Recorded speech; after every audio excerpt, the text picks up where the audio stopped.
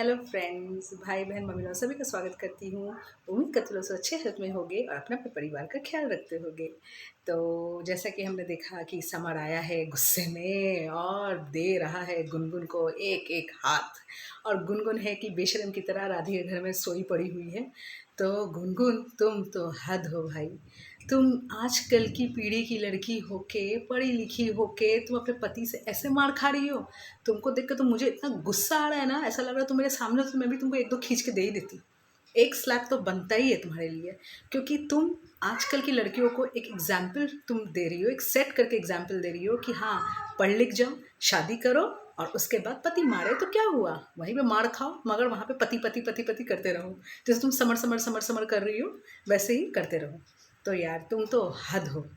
आजकल की लड़कियां जो पढ़ी लिखी होती हैं, अपने पैरों में खड़ी होती हैं, और अगर पैरों में खड़ी नहीं भी हुई, हाउसवाइफ भी हुई, तो वो अपने पति की एक थप्पड़ भी नहीं सहन करती हैं। उनके कम से कम नॉलेज इतना रहता है, इतना विद्या तो उनके माँ बाप उनको देते ही हैं कि वो बाहर निकल के अपने आप वो नौकरी करके अपना अपने बच्चे को पढ़ा लिखा सके और अपना भी पेट पाल सके, मगर पति की मार नहीं खाएंगी। पर तुम तो इतनी यंग हो, पर फिर भी तुम्हारे में ज़रा सा भी एक भी बुद्धि नहीं है। तुम एकदम पता चला तुम्हारे में बहुत चाइल्डिश बिहेवियर है, बहुत ज़्यादा चाइल्डिश बिहेवियर। तो इतनी चाइल्डिश हो कि तुमको तो शादी वादी अभी करना ही नहीं चाहिए था। तुमको तो पहले अपने घर में अपने आप को पहले तुमको सेट करना चाहिए था कि आगे लाइफ में क्या गोल है मेरा, ये तुमको सोचना चाहिए था। तुम तो शादी तो की, ऊपर से अपने आप अपने शादी को बिगाड़ भी दी। और अब समर समर कर रही हो किसके लिए? समर तो खुद बोल रहा है कि वो तुम्हारे साथ नहीं रहना चाहता है, पर तुमको इतना मारा, तुमको इतना सुना दे रहा, फिर भी तुम बोल रही हो नहीं, मैं तुमको छोड़ के नहीं जाऊंगी, मैं तुम्हारे साथ ही रहूंगी। अरे ये चाइल्डिश बिहेवियर नहीं है तो क्या है?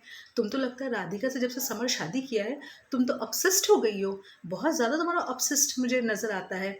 तुम इतनी ज़्यादा तुम हो गई हो ऐसी कि मुझे समझ में तुमको तो एक साइकेट्रिस्ट के पास अब जाना चाहिए दिखाने के लिए कि मुझे हुआ क्या है।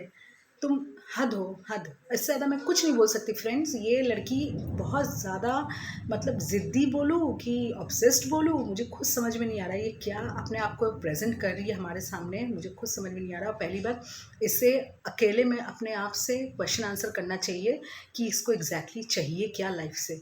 क्योंकि एक आदमी इसको मार रहा है और उसमें ये समर समर समर समर करती जा रही है। जिस जो मार है उसी के नाम को तुम जप रही हो। मुझे तुम्हारे साथ ही रहना है, किस लिए? मार खाने के लिए? मैं पहले भी तुमको गुनगुन बोल चुकी हूँ, अभी भी बोल रही हूँ एज अ दीदी कि तुम प्लीज़ मूव ऑन करो। अगर किसी और से शादी नहीं करना है मत करो, पर अपने मम्मी पापा के पास जाओ, रहो। कम से कम अपने सेल्फ रिस्पेक्ट को तो नहीं खोगी। और यहाँ पे तुम राधिका के घर में तुम मार खाती जा रही हो। राधिका के मम्मी पापा भी, राधिका के पापा भी शर्म कर रहे हैं कि एक लड़की किसी और की लड़की मेरे घर में बैठ के मार खा रही है, वो भी समर को बात सुना रहे हैं। तो समर की यहाँ बहुत बड़ी गलती है, उसको किसी को ऐसे हाथ नहीं उठानी चाहिए, वो भी गुनगुन के ऊपर, क्योंकि गुनगुन भी तो किसी की लड़की है।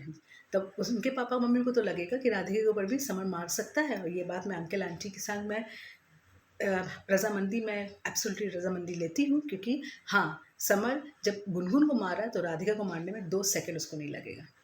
बस आज का अगर ब्लॉग आपको अच्छा लगा हो तो प्लीज़ मेरे ब्लॉग को लाइक कीजिएगा, और मेरे चैनल में अगर नए हैं तो प्लीज़ सब्सक्राइब कीजिएगा। और हाँ, छोटे छोटे शॉर्ट्स में छोड़ती हूँ तो प्लीज़ उसे देखना मत भूलिएगा। तब तक के लिए बाय बाय।